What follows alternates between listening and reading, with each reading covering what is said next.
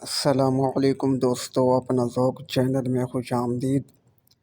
آج آپ ملکہ عابدہ اور حامد بن زہرہ سیریز کی قسط نمبر 8 ملاحظہ کریں گے، لیکن قسط شروع کرنے سے پہلے آپ سے گزارش ہے کہ ہمارے اس چینل کو سبسکرائب کر لیں، شکریہ۔ جنگ بندی کو ابھی صرف 25 دن گزرے تھے، مگر 25 دنوں کے یہ واقعات آتکا کو بھیانک خواب نظر آتے تھے۔ جب ان خوابوں کا تسلسل ٹوٹ جاتا، وہ بے بسی اور بے چارگی کی حالت میں بار بار اپنے دل سے پوچھتی، کیا آئندہ 45 دنوں میں کوئی ایسا معجزہ رونما ہو سکتا ہے کہ ہماری بدنصیب قوم غلامی کی ذلت سے بچ جائے؟ کیا یہ ممکن ہے کہ حامد بن زہرہ اچانک واپس آ جائیں اور ہمیں یہ پیغام دیں کہ ترکی، الجزائر اور مراکش سے غازیان اسلام کے لشکر ہماری مدد کے لیے روانہ ہو چکے ہیں؟ ان تمام سوالات کے جواب میں کبھی اس کا چہرہ عزم و یقین کی روشنی سے چمک اٹھتا اور کبھی اس پر بے یقینی اور تذبذب کے اندھیرے مسلط ہو جاتے۔ اور ایک روز سورج ڈوب رہا تھا اور مغربی افق پر بکھری ہوئی بدلیاں سرخ ہو رہی تھیں۔ اچانک اسے خالدہ کی آواز سنائی دی، آپی جان، آپی جان، منصور کے ماموں آ رہے ہیں۔ آتکا نے اچانک مڑ کر زینے کی طرف دیکھا۔ خالدہ بھاگتی ہوئی آگے بڑھی اور اس کا ہاتھ پکڑ کر کھینچنے لگی۔ آتکا اس کے ساتھ نیچے اتری، لیکن صحن میں کوئی نہ تھا۔ خالدہ اسے پریشان دیکھ کر ہنس پڑی۔ وہ یہاں نہیں ہیں، آئیے میں آپ کو دکھاتی ہوں۔ میں نے انہیں دیکھتے ہی پہچان لیا تھا، ان کے پیچھے ایک اور سوار بھی آ رہا ہے۔ خالدہ اسے ڈیوڑی کی طرف لے گئی اور دروازے کے قریب پہنچ کر بولی، اوپر چلیں آپی جان، وہ یہاں سے نظر نہیں آئیں گے۔ وہ ڈیوڑی کے قریب پہنچی تو آتکا نے ادھر ادھر نظر دوڑانے کے بعد قدرے مضطرب ہو کر پوچھا، کہاں ہیں وہ؟ خالدہ نے ہنستے ہوئے جواب دیا، آپی جان اوپر چلے، وہ وہاں سے نظر آئیں گے۔ وہ ایک تنگ زینے سے ڈیوڑی کی چھت پر آ پہنچے۔ خالدہ بھاگ کر منڈیر کی طرف بڑھی اور ایک لمحے کے لیے نیچے جھانکنے کے بعد سرگوشی کے انداز میں بولی، آپی جان ادھر دیکھیے، وہ آ رہے ہیں۔ آتکا آگے بڑھی اور پھر یکایک اس کی نگاہیں سعید پر جم کر رہ گئیں۔ وہ حویلی کے مغربی کونے کے قریب پہنچ چکے تھے اور اس کے پیچھے ایک اور سوار آ رہا تھا۔ وہ دروازے کے سامنے پہنچ کر گھوڑوں سے اتر پڑے۔ آتکا نے سعید کے ساتھی کو دیکھا تو ایک لمحے کے لیے اس کی رگوں کا خون منجمد بند ہو کر رہ گیا۔ اس کے سر پر سفید عمامہ تھا، آنکھیں بھوری تھیں، ایک کان کا درمیانی حصہ کنارے تک پھٹا ہوا تھا۔ آنکھ کے کونے اور کان کے شگاف کی سیدھ میں زخم کا ہلکا سا نشان تھا۔ داڑھی صاف تھی، سر کے بال عمامے میں چھپے ہوئے تھے۔ اگر اس کی مونچھوں اور ابروؤں کا رنگ سیاہ ہونے کے بجائے سرخی مائل ہوتا تو وہ کسی جھجک کے بغیر یہ کہہ سکتی تھی کہ اس کے چہرے کے خط و خال وہی ہیں جو اس کے ذہن میں نقش تھے۔ نوکروں نے باہر نکل کر ان کے گھوڑوں کی باگیں پکڑ لیں۔ سعید نے کہا، ان کا گھوڑا استبل میں باندھ دو اور میرا گھوڑا گھر پہنچا دو۔ جعفر سے کہو کہ میں تھوڑی دیر تک پہنچ جاؤں گا۔ چچا ہاشم گھر میں ہیں نا؟ ایک نوکر نے جواب دیا، وہ پڑوس کی بستی میں کسی کے جنازے میں گئے تھے، ابھی تک واپس نہیں آئے۔ آپ اندر تشریف رکھیں، وہ آتے ہی ہوں گے۔ وہ ڈیوڑی عبور کر کے صحن میں پہنچے تو آتکا چھت کے دوسرے کنارے پر کھڑی ان کی طرف دیکھ رہی تھی۔ مہمان سعید کے ساتھ مہمان خانے میں چلا گیا تو خالدہ نے آتکا سے پوچھا، آپی جان انہیں میں بلا لوں؟ نہیں، تھوڑی دیر ٹھہرو ابھی۔ چند منٹ بعد سعید مہمان خانے سے باہر نکلا تو آتکا جلدی سے نیچے اتر کر اس کے راستے میں کھڑی ہو گئی۔ سعید تمہارے ساتھ کون آیا ہے؟ اس نے سوال کیا۔ اس کا نام طلحہ ہے اور میں اس کے متعلق اس سے زیادہ نہیں جانتا کہ وہ قرطبہ سے فرار ہو کر غرناطہ آیا تھا اور اب کچھ عرصہ سے ابو القاسم کے دفتر میں قسطانی زبان کے مترجم کی حیثیت سے کام کر رہا ہے۔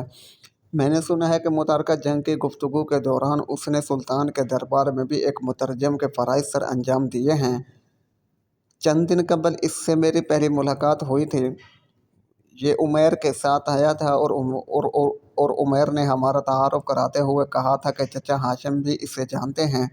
پچھلے دنوں جب وہ غرناطہ آئے تھے تو ان کی اس سے ملاقات ہوئی تھی اور چچا ہاشم اس کی سرگزشت سن کر بہت متاثر ہوئے تھے۔ اس کے بعد عمیر جب کبھی امین اور عبید کے پاس آتا تھا تو یہ ان کے ساتھ ہوتا تھا۔ مجھے وہ ایک مظلوم آدمی معلوم ہوتا ہے، اور دوسری بات یہ ہے کہ آج صبح مجھے معلوم ہوا جن آدمیوں کو یرغمال کے طور پر دشمن کے حوالے کرنے کا فیصلہ ہوا تھا انہیں رات کے پچھلے پہر سینٹافے روانہ کر دیا گیا ہے۔ امین اور عبید بھی ان کے ساتھ جا چکے ہیں؟ آتکا نے سوال کیا۔ ہاں، میں نے یہ خبر ان کے دوستوں سے میں یہ خبر سنتے ہی ان کے دوستوں سے ملا تھا، اور پھر عمیر نے بھی اس بات کی تصدیق کی تھی۔ میرا ارادہ تھا کہ میں گھر پہنچ کر چچا ہاشم کو تسلی دوں گا، لیکن مجھے حریت پسندوں کے ایک خفیہ اجتماع میں شریک ہونا پڑا اور وہاں کافی دیر لگ گئی۔ پھر دوپہر کے قریب واپس آ کر سفر کی تیاری کر رہا تھا کہ عمیر طلحہ کو میرے پاس لے آیا اور اس نے یہ کہا کہ اگر تم گاؤں جا رہے ہو تو طلحہ کو ساتھ لیتے جاؤ۔ وزیر اعظم نے ابا جان کی تسلی کے لیے اسے ایک ذاتی خط دیا ہے۔ عمیر بذات خود اس کے ساتھ آنا چاہتا تھا، لیکن غرناطہ کے موجودہ حالات کے پیش نظر اس نے چھٹی لینا مناسب نہ سمجھا۔ عاتکہ نے کچھ سوچ سمجھ کر پوچھا، تمہیں یقین ہے کہ اس کا نام طلحہ ہی ہے؟ ہاں، میں نے اس کا یہی نام ہی سنا ہے، لیکن تم اس قدر پریشان کیوں ہو؟ عاتکہ نے جواب دیا، ماضی کے واقعات نے مجھے ہر انسان پر شک کرنا سکھا دیا ہے۔ میں نے تم سے عتبہ کا ذکر کیا تھا، اس کے بھی یہی خد و خال تھے۔ وہ میرے تیر سے زخمی ہوا تھا اور بالکل اسی جگہ سے اس شخص کا کان بھی پھٹا ہوا ہے، لیکن اس کے سر اور داڑھی کے بال سرخ تھے اور یہ داڑھی کے بغیر ہے، اور اس کے سر کے بال مجھے نظر نہیں آئے، لیکن اگر مونچھیں اور بھویں سیاہ ہونے کی بجائے سرخی مائل ہوتی تو میں یہی سمجھتی کہ اس نے اپنا نام تبدیل کر لیا ہے۔ سعید نے کہا، عاتکہ تم نے جو حادثہ بچشم میں خود دیکھا ہے وہ انتہائی مضبوط دل انسان کے لیے بھی ناقابل برداشت ہے، لیکن اس آدمی کے متعلق تمہیں وہم میں مبتلا نہیں ہونا چاہیے۔ تمہارے باپ کا قاتل تمہارے گھر میں قدم رکھنے کی بھلا کیسے جرأت کر سکتا ہے؟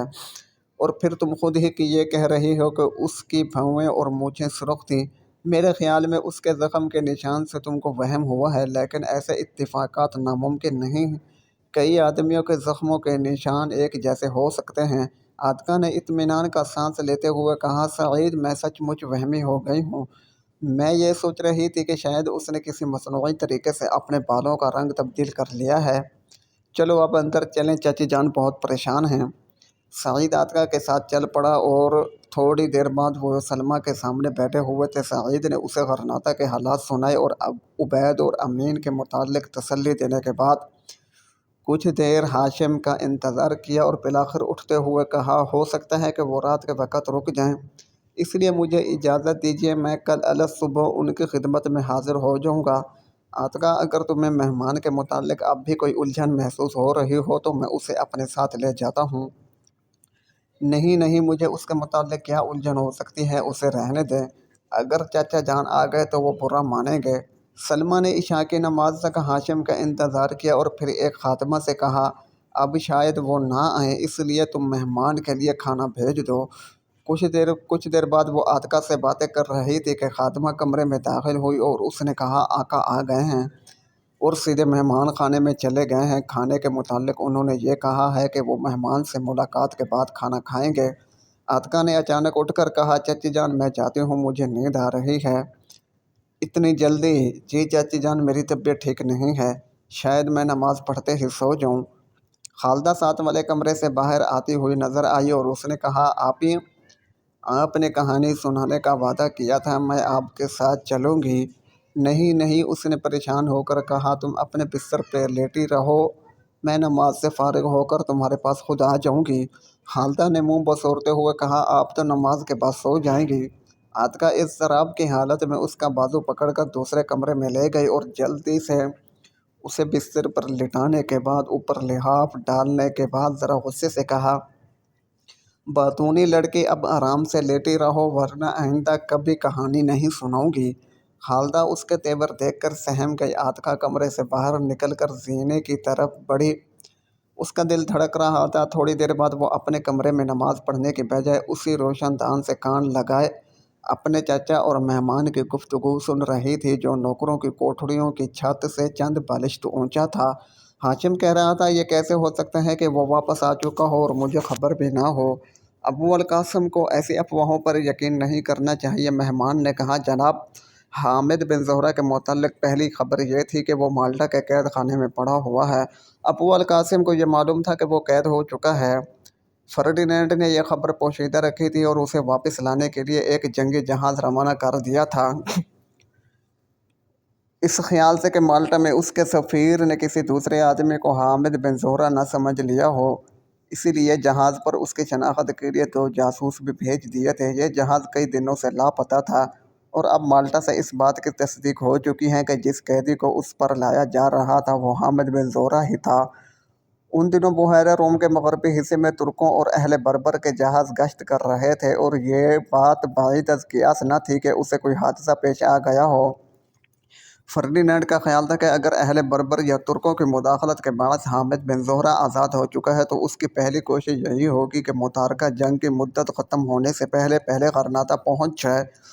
اب آخری اطلاع یہ ہے کہ کسی بیرونی حملہ آور کے 3 جہاز رات کی تاریکی سے فائدہ اٹھا کر ساحل کے قریب پہنچ گئے اور کستلا کے 2 جہاز غرق کرنے کے بعد اچانک روپوش ہو گئے۔ تباہ ہونے والے جہازوں کے جو ملاح بچ گئے ان کی زبانی یہ خبر ملی ہے کہ ایک جہاز جس کی گولہ باری زیادہ تباہ کن ثابت ہوئی وہ ساحل سے بہت قریب تھا۔ ہاشم نے سوال کیا، آپ کا مطلب ہے کہ یہ نامعلوم جہاز حامد بن زہرہ کو ساحل پر اتارنے کے لیے آئے تھے؟ فرڈینینڈ کو یہی تشویش ہے کہ حملہ آور کسی اہم ضرورت کے بغیر اتنا بڑا خطرہ مول نہیں لے سکتے تھے۔ کمرے میں کچھ دیر خاموشی چھائی رہی۔ بالآخر ہاشم نے کہا، مجھے اب بھی یقین نہیں آتا، لیکن اگر حامد بن زہرہ کو واقعی ساحل پر اتارا جا چکا ہے تو اسے یہاں پہنچنے میں دیر نہیں لگے گی۔ مہمان نے کہا، ممکن ہے کہ وہ موجودہ حالات میں غرناطہ یا اپنے گاؤں کا رخ کرنے کے بجائے کسی جگہ چھپ کر مناسب وقت کا انتظار کر رہے ہوں۔ بہرحال یہ مسئلہ بہت اہم ہے کہ اسے ایسے حالات پیدا کرنے کا موقع نہیں ملنا چاہیے کہ فرڈینینڈ کو جنگ بندی کا معاہدہ توڑنے کا بہانہ مل جائے۔ ہاشم نے کہا، اگر وہ باہر سے کوئی امید افزا پیغام لے کر آیا ہے تو وہ یہاں آئے گا یا پھر سیدھا غرناطہ کا رخ کرے گا، اور اگر وہ لوگوں کی نگاہوں سے اوجھل رہنا چاہتا ہے تو ابو القاسم کو اس کے متعلق پریشان نہیں ہونا چاہیے۔ ابو القاسم اس لیے پریشان ہے کہ ان پر ان 400 آدمیوں کی جانیں بچانے کی ذمہ داری عائد ہوتی ہے جو یرغمال کے طور پر دشمن کے سپرد کیے جا چکے ہیں، اور آپ کے 2 فرزند بھی ان میں شامل ہیں۔ ابو القاسم آپ سے یہ توقع رکھتے ہیں کہ اگر آپ دوسروں کے متعلق نہیں تو کم از کم اپنے بیٹوں کے متعلق اپنی ذمہ داری کو ضرور محسوس کریں گے۔ کیا ابو القاسم اب بھی یہ خیال کرتا ہے کہ میں حامد بن زہرہ کو اب اپنا گھر جلانے کے لیے آگ مہیا کروں گا؟ نہیں، انہیں صرف اس بات کا خدشہ ہے کہ اگر آپ نے اسے راہ راست پر لانے کی کوشش نہ کی اور اس نے کوئی ہنگامہ برپا کر دیا تو نصرانی سب سے پہلے اسی علاقے پر بربریت کا مظاہرہ کریں گے، اور اہل غرناطہ کو آپ کے ساتھ کوئی ہمدردی نہیں ہوگی۔ پھر فرڈینینڈ کی قید میں آپ کے بیٹوں کا جو حشر ہوگا وہ آپ بہتر ہی سوچ سکتے ہیں۔ کمرے میں پھر ایک بار خاموشی چھا گئی۔ تھوڑی دیر بعد ہاشم نے کہا، لیکن میں کیا کر سکتا ہوں؟ میں کس طرح اسے راہ راست پر لا سکتا ہوں؟ اگر وہ قبائل کو بغاوت پر اکسانے میں کامیاب ہو گیا تو اس علاقے کا کوئی آدمی کھلے بندوں اس کی مخالفت میں آواز بلند کرنے کی جرأت نہیں کرے گا۔ وزیر اعظم یہی کہتے تھے کہ اسے لوگوں کو بغاوت پر اکسانے کا موقع ہی نہیں ملنا چاہیے۔ آپ اسے فوراً تلاش کریں، اسے سمجھائیں، اور پھر اگر آپ اس سے کوئی خطرہ محسوس کریں تو ایسی تجاویز سوچی جا سکتی ہیں کہ چند ہفتے یا چند مہینوں اس کا منہ بند رکھا جا سکتا ہے۔ آپ کا خیال ہے کہ اسے گرفتار کر لیا جائے؟ ہاشم نے پوچھا۔ مہمان بولا کہ ہاں، اگر اس کو راہ راست پر لانے کی کوئی اور صورت نہ ہو تو آپ کو اس اقدام سے بھی دریغ نہیں کرنا چاہیے۔ اسے کسی ایسی جگہ رکھا جا سکتا ہے جہاں سے اس کی آواز لوگوں کے کانوں تک نہ پہنچ سکے۔ اگر وہ غرناطہ پہنچ جائے تو ہم مناسب قدم اٹھا سکیں گے اور ہمیں آپ کو کوئی تکلیف دینے کی ضرورت ہی پیش نہیں آئے گی۔ لیکن اگر اس نے باہر رہ کر بغاوت پھیلانے کی کوشش کی تو یہ ناخوشگوار فریضہ آپ کو سر انجام دینا ہی پڑے گا۔ ہمیں معلوم ہے کہ سعید اس کا بیٹا ہے، اور ہمیں یہ بھی معلوم ہے کہ اس کا کم سن نواسہ بھی یہیں رہتا ہے، اور آپ یہ جانتے ہیں کہ وہ حامد بن زہرہ کو کس قدر عزیز ہوں گے۔ ہاشم بولا، میں صرف اتنا جانتا ہوں کہ اگر حامد بن زہرہ بغاوت کا جھنڈا بلند کرنے کا فیصلہ کر چکا ہے تو اپنے 10 بیٹوں اور نواسوں کی جان خطرے میں ڈال کر بھی اس کے رویے میں کوئی تبدیلی نہیں آئے گی۔ یہی وجہ تھی کہ سعید کو غرناطہ میں گرفتار نہیں کیا گیا۔ وزیر اعظم کوئی ایسا قدم نہیں اٹھانا چاہتے جس کے باعث عوام مشتعل ہو جائیں۔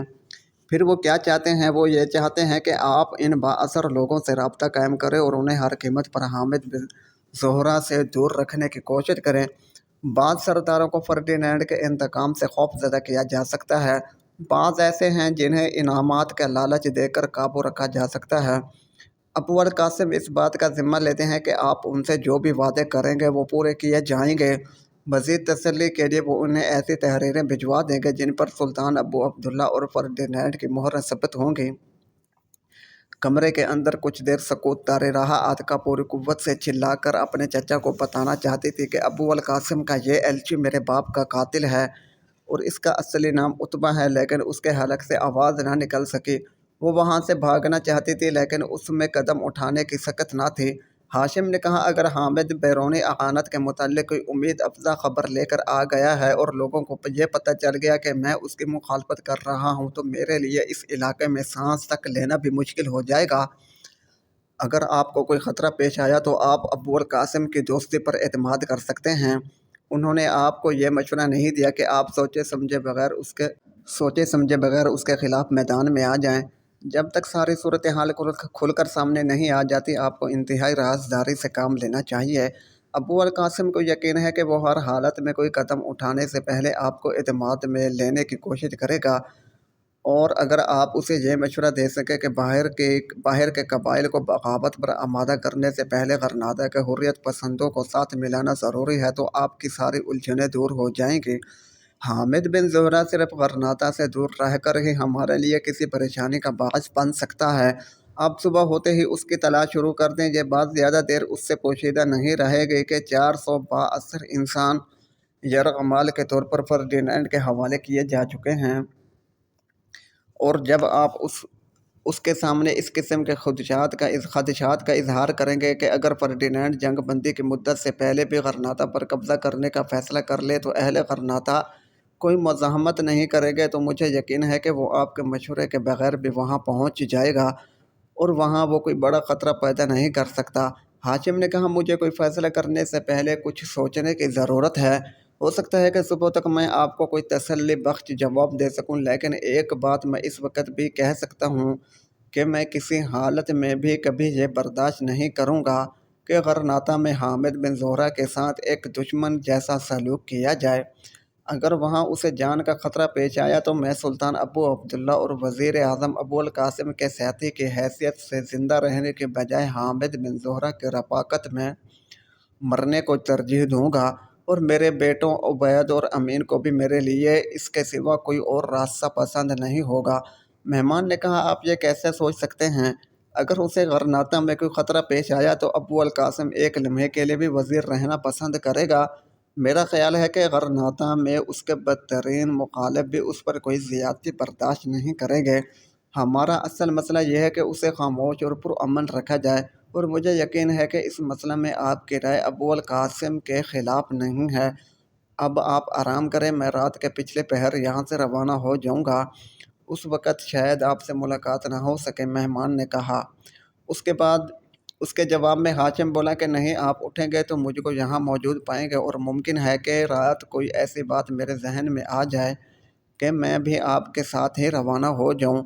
بہرحال آپ کو الوداع کہنے کے لیے تو ضرور آؤں گا۔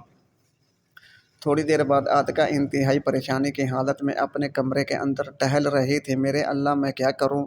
میں کمزور اور بے بس ہوں۔ اس گھر میں میری حیثیت ایک یتیم لڑکی سے زیادہ نہیں ہے۔ اس بستی کا کوئی آدمی چچا کے خلاف میری باتوں پہ یقین نہیں کرے گا۔ اے جزا و سزا کے مالک، مجھے ہمت عطا کر کہ میں چچا کو اس گناہ سے بچا سکوں۔ پھر وہ نماز کے لیے کھڑی ہوئی تو اس کی آنکھیں آنسوؤں سے نمناک تھیں۔ نماز سے فارغ ہو کر وہ اٹھی اور نڈھال سی ہو کر بستر پر لیٹ گئی۔ باہر کہیں دور سے بادل کی گرج سنائی دے رہی تھی۔ وہ دیر تک بے چینی کی حالت میں کروٹیں بدلتی رہی۔ پھر اچانک اسے ایسا محسوس ہوا کہ نیچے کوئی دروازہ کھٹکھٹا رہا ہے۔ وہ چند لمحے بے حس و حرکت لیٹی رہی، پھر اچانک اٹھی اور جلدی سے ایک کھڑکی کھول کر نیچے صحن کی طرف جھانکنے لگی۔ باہر ہاشم تیزی سے صحن عبور کر رہا تھا اور اس کے آگے آگے ایک پہرے دار مشال اٹھائے ہوئے تھا۔ دیکھتے ہی دیکھتے وہ اس کی نگاہوں سے اوجھل ہو چکے تھے۔ وہ کہاں گئے ہوں گے؟ کیا چچا ہاشم نے اچانک اس مہمان سے کچھ کہنے کی ضرورت محسوس کی ہے؟ شاید چچا کا ضمیر جاگ اٹھا ہو اور وہ اس غدار کا گلا گھونٹنے پر آمادہ ہو گئے ہوں، یا پھر انہوں نے صبح کی بجائے اسی وقت حامد بن زہرہ کو تلاش کرنے کا فیصلہ کر لیا ہو۔ عاتکہ کے دل میں کئی سوال تھے لیکن وہ کوئی اطمینان بخش جواب نہ سوچ سکی۔ اچانک بجلی کی کڑک سے مکان کے در و دیوار لرز اٹھے، اس کے ساتھ ہی ہوا کا ایک تیز جھونکا آیا اور موسلا دھار بارش شروع ہو گئی۔ عاطفہ نے جلدی سے کھڑکی بند کر دی، پھر وہ اپنے بستر کے قریب کھڑی سوچ رہی تھی، اس گھن گرج میں وہ سفر نہیں کر سکیں گے۔ اگر صبح تک بارش ہوتی رہی تو شاید مہمان کو بھی رکنا پڑے۔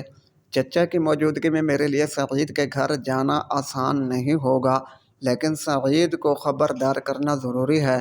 اب اگر چچا زیادہ دیر مہمان کے ساتھ باتیں کرتے رہے تو انہیں صبح آرام کرنے کی ضرورت محسوس ہوگی اور میں دروازہ کھلتے ہی باہر نکل جاؤں گی۔